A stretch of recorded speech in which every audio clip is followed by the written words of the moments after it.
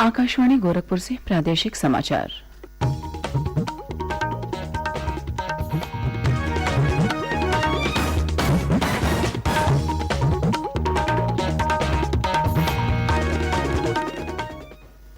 नमस्कार, समाचार बुलेटिन के साथ में शिवानी अरोरा। पहले मुख्य समाचार।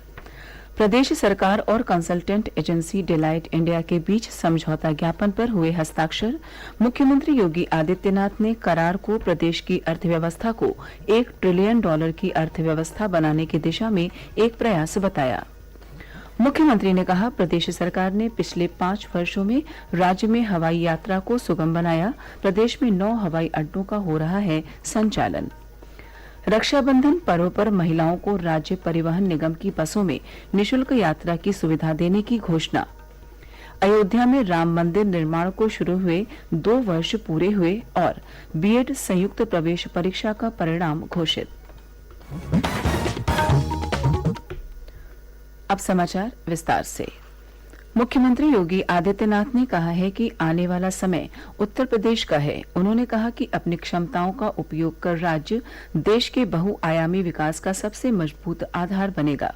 लखनऊ में कल प्रदेश सरकार और जानी मानी कंसल्टेंट एजेंसी डेलाइट इंडिया के बीच समझौता ज्ञापन पर हस्ताक्षर के अवसर पर अपने संबोधन में मुख्यमंत्री ने कहा कि पिछले 5 वर्षों के दौरान कोरोना महामारी की चुनौती के बावजूद उनकी सरकार प्रदेश की अर्थव्यवस्था को दोगुना करने में सफल हुई है।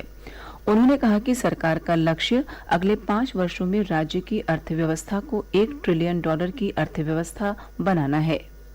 उन्होंने कहा कि डेलाइट इंडिया के साथ किया गया करार इस दिशा में एक ऐसा ही प्रयास है। मुख्यमंत्री ने कहा कि प्रदेश में पिछले 5 वर्षों में यातायात जैसी बुनियादी सुविधाओं में उल्लेखनीय सुधार हुआ है। उन्होंने कहा कि राज्य में 5 एक्सप्रेस वे बन रहे हैं और 9 हवाई अड्डे शुरू हो चुके हैं। उन्होंने कहा कि पहला अंतर्देशीय जलमार्ग वाराणसी से हल्दिया तक संचालित हो रहा है। इसके साथ ही मुख्यमंत्री ने डेलाइट इंडिया को अगले 90 दिनों के भीतर सेक्टरवार अध्ययन कर विस्तृत कार्ययोजना सरकार के सामने प्रस्तुत करने के निर्देश दिए। कार्ययोजना की जांच मुख्य सचिव की अध्यक्षता वाली उच्च स्तरीय समिति करेगी और मंत्री समूह द्वारा इसकी समीक्षा की जाएगी। मुख्यमंत्री योगी आदित्यनाथ ने कहा कि प्रदेश सरकार ने पिछले 5 वर्षों में राज्य में हवाई यात्रा को सुगम बनाने के लिए कई कदम उठाए हैं। लखनऊ हवाई अड्डे से कल एयर एशिया इंडिया की उड़ान का उद्घाटन करते हुए श्री योगी ने कहा कि वर्ष 2017 में राजधानी लखनऊ से मात्र 15 शहरों के लिए हवाई यात्रा उपलब्ध थी, लेकिन आज यहां से 30 से अधिक शहरों के लिए उड़ान भरी जा सकती है। मुख्यमंत्री ने कहा कि 2017 से पहले राज्य में केवल 2 हवाई अड्डे लखनऊ और वाराणसी पूरी तरह संचालित थे और 2 अन्य गोरखपुर और आगरा का आंशिक रूप से संचालन हो रहा था, लेकिन आज प्रदेश में 9 हवाई अड्डे पूरी तरह क्रियाशील हैं। श्री योगी ने कहा कि एयर एशिया की नई वायु सेवा से राजधानी लखनऊ से दिल्ली, गोवा और बेंगलुरु के लिए हवाई यात्रा की जा सकेगी। देश के नए उपराष्ट्रपति के चुनाव के लिए आज मतदान होगा। संसद भवन में सुबह 10 बजे से शाम 5 बजे तक वोट डाले जाएंगे। श्री जगदीप धनखड़ एनडीए के उम्मीदवार हैं, जबकि सुश्री मार्गरेट अल्वा विपक्ष की प्रत्याशी हैं। मुख्यमंत्री योगी आदित्यनाथ ने आगामी रक्षाबंधन पर्व पर महिलाओं को उत्तर प्रदेश राज्य सड़क परिवहन निगम की बसों में निःशुल्क यात्रा की सुविधा देने की घोषणा की है। यह निःशुल्क बस सेवा 48 घंटों के लिए उपलब्ध रहेगी। महिलाएं 10 अगस्त की रात 12 बजे से 12 अगस्त की रात 12 बजे तक बसों में निःशुल्क यात्रा कर सकती हैं। मुख्यमंत्री योगी आदित्यनाथ ने अयोध्या में राम मंदिर के निर्माण की तिथि पर कांग्रेस के विरोध प्रदर्शन की निंदा की है। उन्होंने कहा कि विरोध प्रदर्शन के लिए इस तिथि का चुनाव कर कांग्रेस ने देश के लोकतंत्र, न्यायपालिका और लोगों की आस्था का अपमान किया है। 5 अगस्त की तिथि को श्री राम जन्मभूमि मंदिर निर्माण कार्य के शुभारंभ दिवस के दिन, अयोध्या दिवस के दिन, माननीय उच्चतम न्यायालय के सम्मान दिवस के दिन राम भक्तों को अपमानित करने वाला कांग्रेस का आचरण एक बार फिर जब जाहिर हुआ है। आज कांग्रेसियों ने काले कपड़े पहन करके जो प्रदर्शन किया है, यह श्री राम जन्मभूमि मंदिर निर्माण की तिथि के दिन यह राम भक्तों का अपमान है, अयोध्या दिवस का अपमान है, भारत के लोकतंत्र का अपमान है, भारत की न्यायपालिका का अपमान है। कांग्रेस के इस कृत्य की हम निंदा करते हैं और कांग्रेस पार्टी जिस प्रकार का आचरण कर रही है, मुझे लगता है कोई भी भारत का आस्थावान व्यक्ति कांग्रेस के इस आचरण का समर्थन नहीं कर सकता है। कांग्रेस पार्टी को अपने इस कृत्य के लिए देश की जनता से माफी मांगनी चाहिए।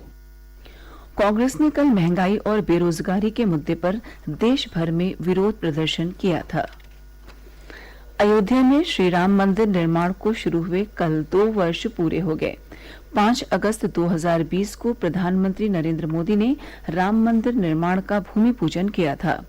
निर्माण के 2 वर्ष पूरे होने पर कल अयोध्या में राम जन्मभूमि परिसर को फूलों से विशिष्ट तौर पर सजाया गया। रामलला के मंदिर में फूल बंगला झांकी से सजावट की गई और विशेष व्यंजनों का भोग लगाया गया। शाम के समय अयोध्या के मंदिरों सहित नगर में दीप जलाए गए। प्रादेशिक समाचार आप आकाशवाणी गोरखपुर से सुन रहे हैं। यह समाचार बुलेटिन हमारे YouTube channel AIR news Gorakhpur और ट्विटर हैंडल AIR_GKP पर भी उपलब्ध है। उत्तर प्रदेश बीएड संयुक्त प्रवेश परीक्षा का परिणाम कल घोषित कर दिया गया। अभ्यर्थी वेबसाइट upbed2022.in पर अपना परीक्षा परिणाम देख सकते हैं। परीक्षा परिणाम के साथ आधिकारिक उत्तर कुंजी भी जारी कर दी गई है, जिसे वेबसाइट से डाउनलोड किया जा सकता है। इस वर्ष बीएड संयुक्त प्रवेश परीक्षा का आयोजन महात्मा ज्योतिबा फुले रुहेलखंड विश्वविद्यालय की ओर से किया गया था। कृषि मंत्री सूर्य प्रताप शाही के नेतृत्व में कल देवरिया में तिरंगा रैली निकाली गई। श्री शाही ने नगर के नवतप्पी इंटरमीडिएट कॉलेज में आयोजित कार्यक्रम को संबोधित करते हुए लोगों से आगामी 11 से 17 अगस्त तक स्वतंत्रता सप्ताह मनाने की अपील की। उन्होंने 13 से 15 अगस्त तक हर घर तिरंगा अभियान के तहत लोगों से अपने घरों पर तिरंगा फहराने की अपील की। श्री शाही ने यहां से तिरंगा रैली को हरी झंडी दिखाकर रवाना किया। रैली शहर के विभिन्न इलाकों से होकर गुजरी। इस दौरान लोगों से हर घर तिरंगा अभियान के साथ जुड़ने की अपील की गई। भारतीय अंतरिक्ष अनुसंधान संगठन इसरो कल अंतरिक्ष में तिरंगा फहराएगा। तिरंगा फहराने के लिए इसरो अपने सबसे छोटे व्यावसायिक रॉकेट को अंतरिक्ष में भेजेगा। इसरो के अध्यक्ष एस सोमनाथ ने नए उपग्रह को गेम चेंजर बताया है। उन्होंने कहा कि छोटे उपग्रहों को अंतरिक्ष में भेजने के तेजी से बढ़ रहे क्षेत्र में यह भारत के लिए मील का पत्थर साबित होगा। 15 अगस्त 2018 को प्रधानमंत्री ने घोषणा की थी कि देश के 75वें स्वाधीनता दिवस में अंतरिक्ष में तिरंगा फहराया जाएगा। केंद्रीय गृह मंत्री अमित शाह ने कल नई दिल्ली में दूरदर्शन के मेगा ऐतिहासिक हिंदी धारावाहिक भारत के स्वतंत्रता संग्राम की समग्र गाथा पर बने स्वराज का शुभारंभ किया।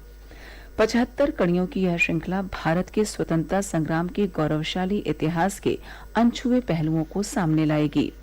गृह मंत्री ने कहा कि स्वराज श्रृंखला का प्रयास भारतीयों को अपनी संस्कृति, मूल्यों और प्राचीन ग्रंथों पर गौरवान्वित कराना है।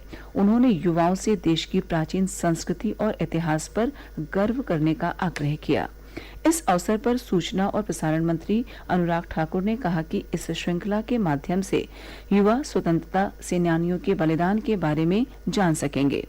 उन्होंने कहा कि स्वतंत्रता सेनानियों के अनछुए पहलू युवाओं में देशभक्ति की भावना जगाएंगे।